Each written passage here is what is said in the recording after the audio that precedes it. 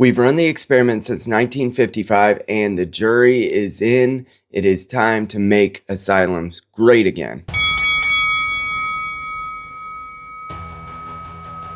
1955 was the peak era for state hospitals in concern of mental health beds, and we're looking into this based in light of the fact that the mass events that have happened in Minnesota among some of the ideological movements that have overtaken my industry as a therapist have led and been led by individuals who would have ordinarily been involuntarily committed over the course of the last 70 years. And let's look at what exactly has happened in society since the rollback of the Great American Asylum. To me, it look like a leprechaun to me. All I gotta do is look up in the tree. Who else in the leprechaun say yeah?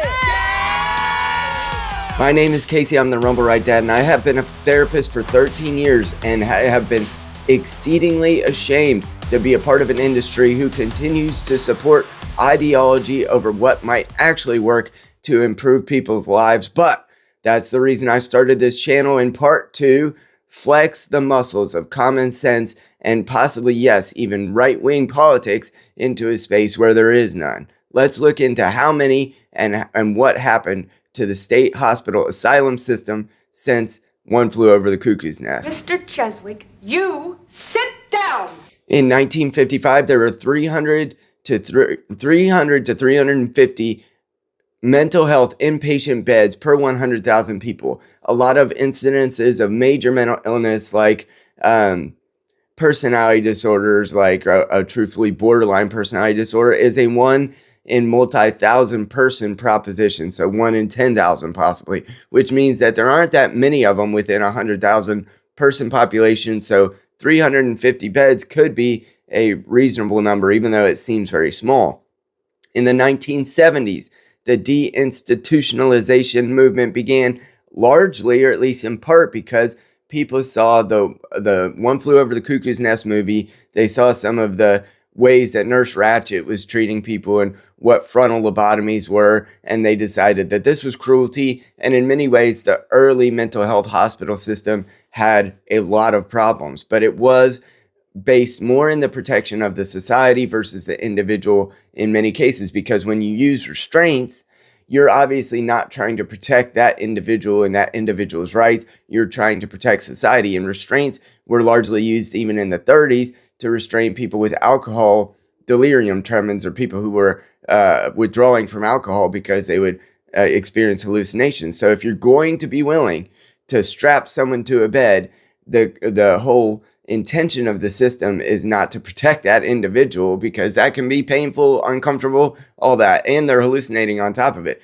That is obviously not the intention, not the incentive structure set up within the system. The incentive was to protect society writ large, and that's why they were proliferated. So they did a lot of things under that as their best interest, and that led to some drastic interventions in those hospitals that we probably wouldn't approve of today, and that's just fine. I'm not asking anyone to approve of them, just how it was. You sit down, Mr. Cheswick, and wait your turn. In the 1970s, after Nurse Ratched took the scene, the beds per 100,000 people dropped to about 140 per 100K, which was cut by more than half. So the deinstitutionalization movement drastically worked, and it pigeonholed a lot of these people who used to be within that system and have some protections, at least housing, food, healthcare within those systems, even if it wasn't the greatest.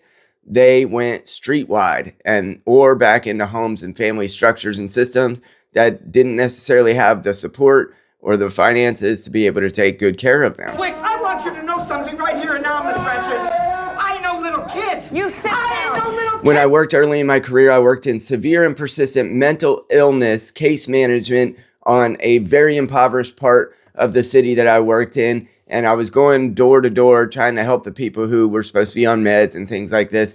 And when somebody committed a crime that was oriented to their mental health, like they ran naked down the sidewalk or they set fire to their apartment complex, it was exceedingly difficult to get them an inpatient mental health bed that was for long-term care. Much of the care model and the insurance companies have made it that you need to have like an involuntary commitment that might only last a few days, And that's basically what our society has come to support. It might be as long as 2 weeks, but basically they don't have the structure to deal with them much beyond that in the hospital systems or the mental health hospitals that do persist. So the state hospitals, which were the ones that you would go to if you got like a insanity plea where you ended up, your mental health caused you to commit this crime, you went there instead. Those had like 200 beds. There might have been 3 of them in the state. So there might be 600 beds total, and somebody needed to commit a near violent crime. And sort of the prerequisite was that you needed to be a danger to yourself or others. That's even just to get like a 3-night stay nowadays. Now, if you want the long term, it has to be a severe danger to yourself or a severe danger to others. And even then, those beds are still very difficult to get. I know because I picked people up from them. I dropped people off of them. I've had tours of them.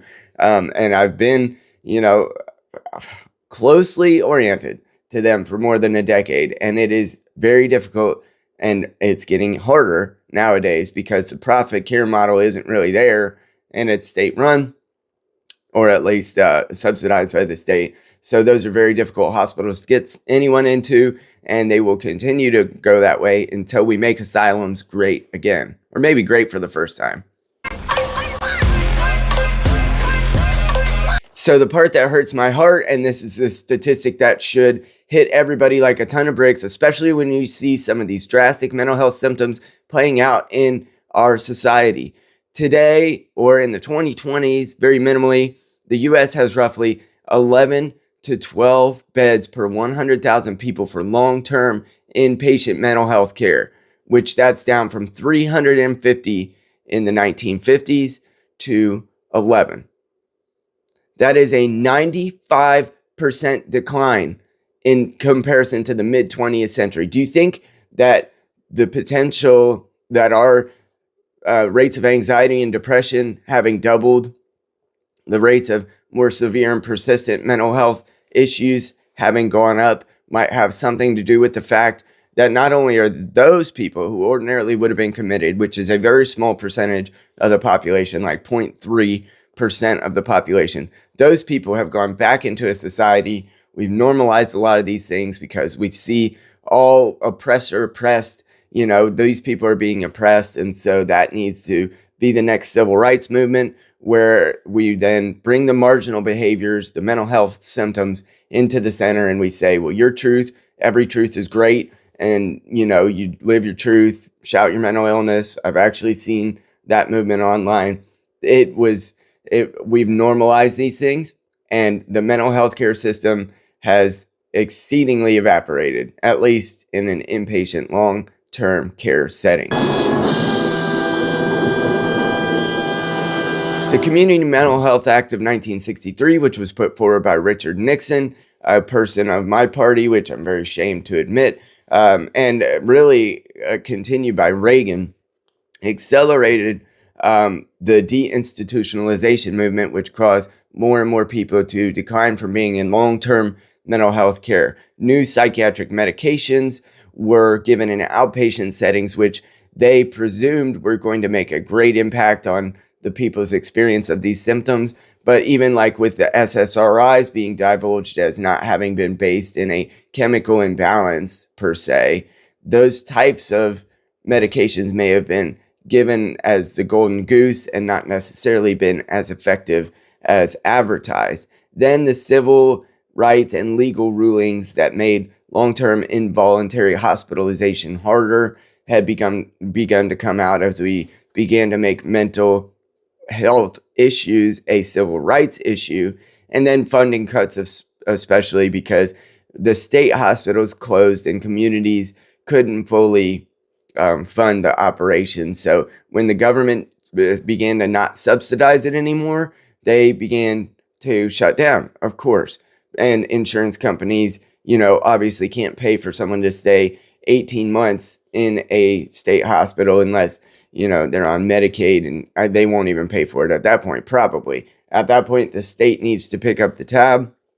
And really, the society writ large is going to end up paying for the consequences of mental illness one way or the other. But the damage that's done because of the individual that might have that severe and persistent mental illness could be reduced significantly if they're in a controlled setting. That's why that movement of the asylum came about in the first place, was an attempt to reduce harm on society, not on the individual. So we've taken that society and we've atomized it out across the entirety of, or we've taken that damage from that mental illness and we've atomized it out across the entirety of society. And what we saw in Minnesota in the last couple of days is a perfect encapsulation of what it could look like if those things go poorly. Could be a crackhead that got hold to the wrong stuff. What happened as the result is that there are many institutions within society that are trying to bridge the gap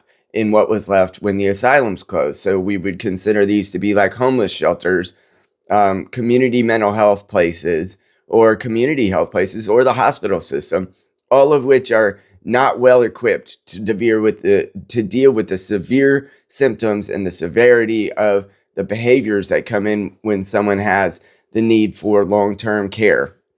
And those systems have been overwrought. Anyone who needs to deal with a community mental health system will know how poorly they operate. And since 50 years ago, when the decline in these hospitals really took off, America's streets, especially the impoverished regions, have gotten much worse, and petty crimes and some of the things, homelessness, drug use, those have all come about in spades because of our deinstitutionalization movement. Stop it. Get some help. Here are some charts. As we can see here, the U.S. psychiatric inpatient beds per 100,000 population, you can just see the 95% decline that has taken place since 1955, all the way up to now 2024. It still appears to be on the decline, so congratulations, government, and maybe even us as being the taxpayers not demanding that happen.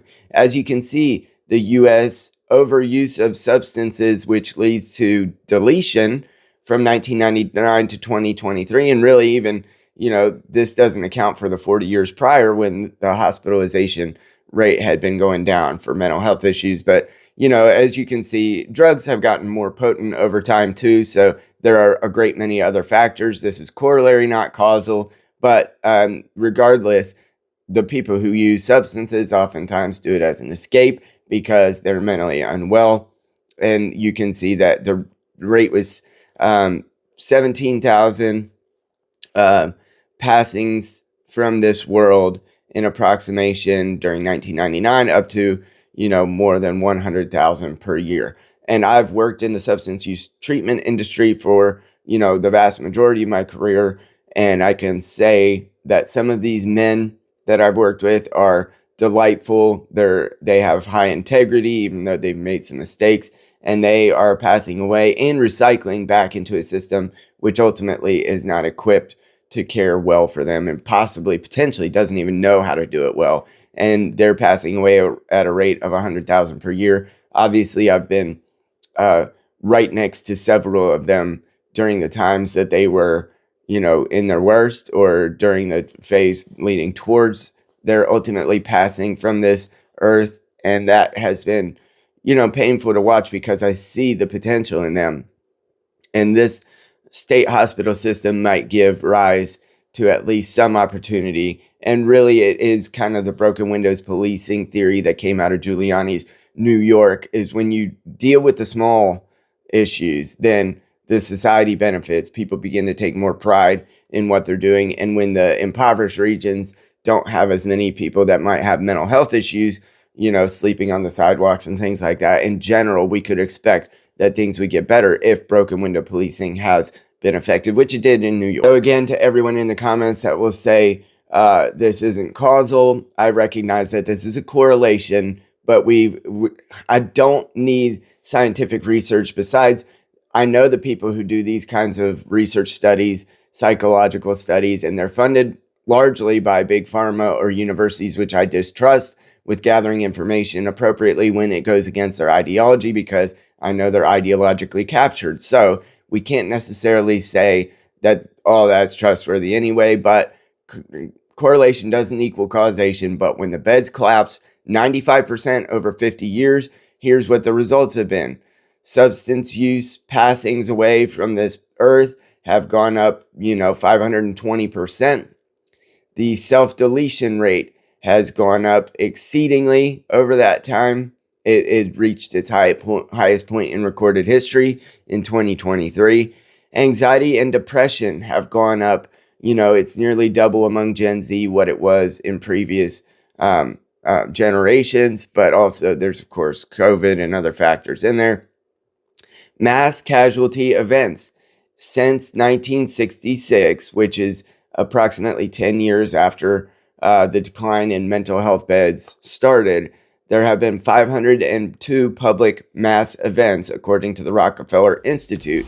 And that is why I brought up this video in the first place, was because of what happened in Minnesota 2 days ago, and how very clearly and obviously there was a severe and persistent mental health issue, along with possibly even Order of the Nine Angles kind of conspiratorial cultish stuff on the part of the individual who did that.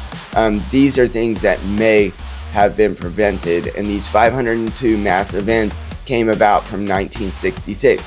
RFKJ, as we saw yesterday, blames some of this mental unrest on the proliferation of SSRI medication, which is also basically onset is at the time that mental health institutions were declining. So too were SSRI prescriptions and outpatient mental health centers on the rise. So that may have some correlation also. Homelessness and incarceration. This is one thing that I cannot wrap my mind around, but in our current liberal world order system, we have determined that it is more kind to leave someone wallowing in the streets in their own difficult struggle with mental health issues or substance use issues, and instead of incarcerating them, we would put them back onto the streets and just say that that's out of a kindness to them. Well, that might make you feel good, Captain Luxury Belief, but it's not going to make that person better. And I don't even believe in the institutions that we're trying to put these people in necessarily, but as a society, it does encourage and improve. And if that person's going to have a chance, taking a 90-day or a 30-day or even a 6-month break from some of the stimulus that's causing those symptoms to get worse might actually be helpful. And in a controlled environment, they have a better opportunity to begin to run experimentation for themselves on what would work for themselves. How do I find meaning and purpose in a broken world? That happens sometimes. Not as often as it should, but sometimes within these institutions. So the homelessness. So inmates with severe mental illness report homelessness pre-arrest at a rate of 17.3% versus 6.5% among those without mental illness. So those who are incarcerated are reporting that they're mentally ill and homeless at a very high rate. Psychiatric beds per 100K obviously has gone down 95%. Since we emptied the state hospitals and beds fell 95%, over that era, the overdose passings exploded, the record highs of self-deletion came about, anxiety and depression rose considerably, and mass casualty events essentially take place. All of the mass casualty events take place during the time that we have taken out state hospitals. It's time to make asylums great again. And maybe if they weren't great to begin with, let's at least make asylums available again. And possibly we might be able to fix some of these severe events that have happened to our children. And maybe, just maybe, some of these people will get drastically better, because as I've said on this channel before, most mental illnesses are not chronic. But when you do experience one, or an individual who has one, sometimes they need long-term support. So don't give up. There is hope for anyone who's suffering, but sometimes that comes with a break from the reality of the streets that they're living in and the reality of the determinally difficult lives that they're wallowing in. Let's give these people a timeout, and even if we determine in some cases that they need it and they're not voluntarily doing it, that is going to save us and potentially even save our future children this type of suffering. Let's do this together. If this channel, if this has been informative to you, which I pray it does, and if you'd like to participate in common sense rhetoric surrounding these mental health disorders and how do we get beyond this, please like, share, and subscribe. I appreciate you so much.